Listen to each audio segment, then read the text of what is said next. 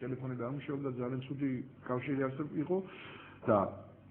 ასეთი ადამიანები როგორც თავისუფლად მოგრუნდნენ უკან ისე სამხრეთ ნაწილში ერთ დღეში და ენახევარში და ორ დღეში მოხდა ეს არ დაიკარგნენ საშვილიშვილი და მე რეალიკოვეს რამდენიმე თვის მერე ასეთ ადამიანებს უნდა რა შეეხოს რაღაცა შეწყალება იქნება ეს თუ ჯერ არ არის შეხებული და არა შეწყალების კომისია იკრიბება რამდენიმე დღეში ამიტომ იქ ალბათ იქნება ასეთი თხოვნები რომ შეეწყალოს ესეთი ხალხი და ჩვენ აუცილებლად დაუჭერთ ხარს იმას რომ ის ადამიანები რომლებმაც ასეთ გაუგებრობით და ასეთი ანუ გარემოებებიდან გამომდინარე თუ ადამიანმა ბრძოლისველი მიატოვა გაიქცა ეს არის ადამიანები რომლებიც კონტრაქტით მუშაობენ ანუ ხელფასს იღებენ ამაში და თუ გაიქცა მიატოვა მიიმალა იარაღი დააგდო ჩინოვნიკების იმას არ მოკითხე არა ჩინოვნიკის თემა ცალკეა რა თქმა უნდა იმასაც მოგეკითხოთ მაგრამ ჩინოვნიკი არ იყო სამართლმოქმედებებში მონაწილე ის არ იყო პასუხისმგებელი სამართლმოქმედებებზე მე შემიძლია გითხრათ აი რამოდენიმე მაღაზია არსებობს სადაც აღმოაჩინეს პირადი ანუ ნომრიანი ჩაწერილი ან ზოგს დურბინი ქონდა ღამის ასე ღამის დურბინი ქონდა ზოგს რაღაცა ნივთი ქონდა რომელიც მე მაღაზიებში აღმოჩნდა ან გადააგდო მანაც ხომ წაიღო მაღაზიაში ან შეიძლება ზოგმოთითონ წაიღო მოიწყო არაქნას ასეთი რამ ყოფილიყო მაგრამ ამიტომ გეუბნებით რომ აი ამ გარემოებებს თავიდან უნდა შესწავლა და კაცი ბრძოლისველიდან გაიქცა ავტომატი გადააგდო და გაიქცა და სადღაც დაიმალდა მე ის იპოვეს და დაიჭირეს ეს სხვა ფაქტია და ადამიანებს წავიდა ენახა თავის ოჯახი და იქიდან მოbrunდა და ამიტომ არის ეს არის ია ნუ ყურებ ამესებს ძალებს თავისებს ის ვაჩერი არის ეხლა ეს ახალაპარაკვა მაგრამ ეს იყო ამის ზობენ ოპოზიციონერი არა კაცო არა კარგი კითხვა იყო მოდის ისეთ ოპოზიციურ პარტიის ლიდერებს ჩვენთვის ჯერ ასეთი რამ არ შემოუთავაზებიათ და თუ იმეს ხვალ თავაზეს კითხეთ და უნდა გამოვთო ხოლმე ტელევიზორის პროგრამები და საბუგე ყველა მიჩერებია ესენესებს წამიგე არა ხანდახან კითხვებია და იმიტომ არა მე ვაკონტროლებ სიკითხეს მე უყურებ არის გიაბატონო ბევრი პრობლემა არის ახლა აი გეუბნებით მე გულწრფელად აი თუგნებავთ ნუ მომაყოლინებთ იმ დეტალებს ფაქტები ეყარა კაცო პრიატამალი ეყარა ამიტომაც განსაკუთრებით მე ვფიქრობ აი ხვალ იქნება ჰუმანიზაცია ხო ხდება საზოგადოების გაუშვათ ეს არის კაცები გაზოდო საინტერესო არა მომისმენთ რა თუ ჯარისკაცმა კიდევ ერთხელ ვიმეორებ ბრძოლისველიდან დაყა ყველაფერი და გაიქცა და მეატოვა ეს არის ჯარისკაცი არა რეზერვისტი არა შოკი არ ვიცი მე კაცო როგორ ჯარისკაცი ომში რო ხარ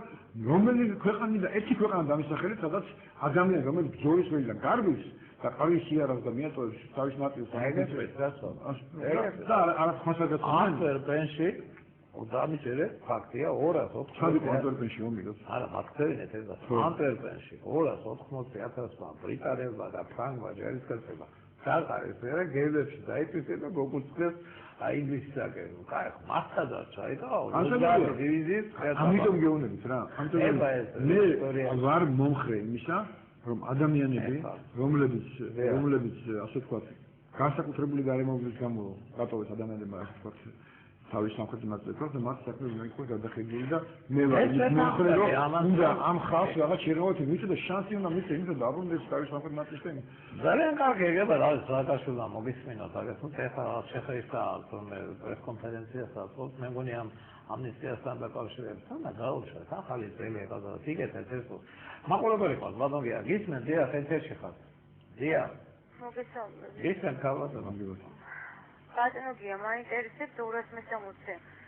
მუხლის მეორე ნაწილზე შეეხო თუ არა ეს ამნისტია ამნისტია ქალბატონო ძალიან დიდი ხანია ამნისტია არ შეეხო 260 ნაწილის მეორე მე-60 მუხლის მეორე ნაწილს ჩვენ გქონდა დაყენებული ეს მუხლი არ დაგვიკმაყოფილეს ასე თქვა და ნუ ვერ შევთანხმდით ამაზე არ დაგვთანხმდით მაგრამ ამ მუხლებით გასამართლებულ ადამიანებს მე ურჩევ რომ თუ მათ ნახევარზე მეტი მოხდილი აქვს მეორე ნასამართლების შემთხვევაში და პირველი შემთხვევაში 1/13 შეიტანეთ შეწყალების კომისიაში თუ სხვა გზა არ არსებობს ამნისტია დასრულდა ეს იყო უბრალოდ ამნისტიის იმ შეთანხმების ნაწილი ამნისტიის დროს როცა ასე ვთქვათ მივიღეთ და ეს დღეს მოეწერა ამნისტია აქ ეს უკვე ასული თემა არის ეს ამნისტია მე მგონი წინა 2-3 კვირის წინ იყო არა ისე კითხოთ ბატონო აი მთელი დღეები მოდის ჩვენთან SMS-ები აი ყბადაღებულ სპორტის აკადემიას რა გახდა ამ სპორტის აკადემიას როგორ უნდა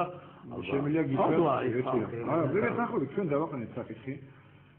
რამოდენიმე მიმართულებით ეს იყო სპორტის აკადემიაც იყო წერილთა კავშირი კომპოზიტორთა კავშირი და ფაქტორთა კავშირი სულ სხვადასხვა ტიპის პრობლემები გაჩნდა ახლა ახსენეთ სპორტის აკადემია მე გეტყვით სპორტის აკადემიის შესახებ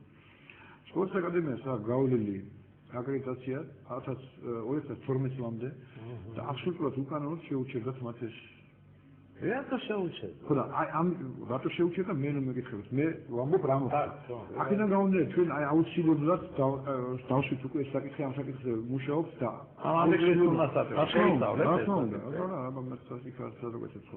ამიტომ ჩვენ ამ საკითხს მივყვებით ბოლომდე ის რომ დარღვეულია კანონი რომ შეიერთეს აბსოლუტურად მათ ნების გარეშე ჭავჭავაძის უნივერსიტეტმა მიიღო და იქ ორწლიან კურსებს ატარებენ მწვრთნელებს საქართველოს ჩვენ მწვრთნელი არ გვეყოლება ცოტა ხანში საქართველოს ჩვენ პროფესიონალი სპორტის პროფესიონალი არ გვეყოლება ის რომ ფიზკულტურის გაკვეთილებს იღებენ და ბავშვებმა აღარჩენეს ორთქლისად გამოუშვა და ენერგიასაც გახარჯონ ეს არის პრობლემა სერიოზული და მე მოვუკვირთ იმ ბავშვებს რომ გავაკუთრებთ და ვიღაცა შეიძლება ცნობილი დაამტვრევეს იმიტომ რომ ეს არის ბუნებრივი მდგომარეობა ახალგაზრდას მან დაახარჯოს ენერგია რაღაცაში სიკეთეში მან დაახარჯოს და არა სისულელეში რომელშიც შეიძლება გაებას თავის დაუნებურად ამიტომ სპორტის აკადემია ეს არის უმნიშვნელოვანესი სტრატეგიული საკითხი და ქვეყანას უნდა ყავდეს პროფესიული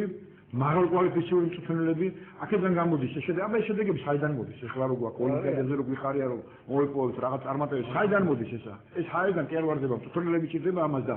ის ჭავჭავაძის უნივერსიტეტს მიერთეს და იქ რაღაც ორწლიან კურსებს ატარებს ეს არის დანაშაული ქვეყნის წინაშე და ამას სანამ ჩვენ სული გვიდგა და სანამ ფერვიგეთ ამ საკითხს მივახცევთ აუცილებლად და ესე გადაწყვეტა ნორმალურად მე კი ამ დაუბრუნო მათ უნდა დაუბრუნო ის საერთოდ მან დაუბრუნო სტატუსი უნდა აღვიდგეს და აუცილებლად უნდა გააგრძელოს მუშაობა და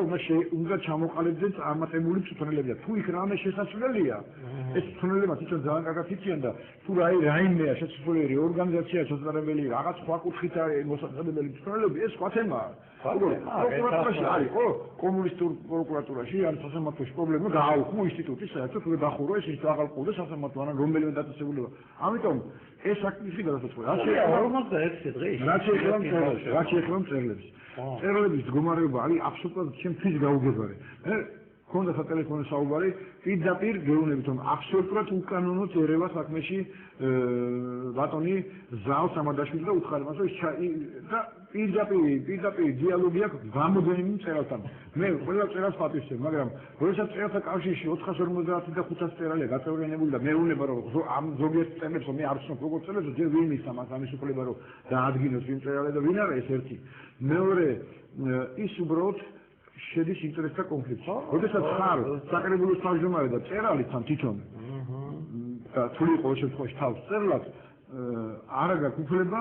იმავე საკითხზე შენი გადაწყვეტილებები და ვინ წერალს დაუძახო და ვინ არ წერალს დაუძახო. ეს ამის უფლება მას არ აქვს. ამიტომ ამ საკითხს ჩვენ აიხლა დღეს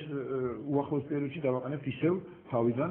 ბატონმა ვაშაძემ დაიწყო არაჩვეულებრივად ეს მაგრამ ნუ მოხდა მე რეორგანიზაციის გადაიყვანეს სხვაგან ეხლა ის სხვა ეს არის მინისტრია მაგრამ ამ სამის დროს ჩვენ ამ საკითხს დავაყენებთ. კარგი დიდი მადლობა აუც იგივე შეეხება მხატვრებსაც და იგივე შეეხება კომპოზიტორებს რომელსაც აბსოლუტურად უკანონოდ კომპოზიტორებს ერთმევათ შენობა რომელიც თავისი ჰონორარით თავის დროზე აქვს დაშენებული რა არის ეს რა მიდგომა არის ეს არის ძალიან ცივი მიდგომა რა არა ეგა ნუ გაინტერესებს ახლა მე მას არავითარ შემთხვევაში არავის არ დავეთანხმები არასდროს რომ კომპოზიტორებს აცვა შენობა რა შეიძლება კომპოზიტორს შენობა უნდა აუშენოს თუ შეიძლება საერთოდ ის გაკეთონ აშენეს თავი აკადემიაზე მასე კარგია თუ ესე მოქცეულ ხარ და ამდენ ნარკომანზე რო უყურებს ხელი მაგალითად გაოცებული დავში იმიტომ რომ ძალიან ბევრი ნარკომანები შობლები დახმარება ბევრი ნარკომანია საქართველოში მაგრამ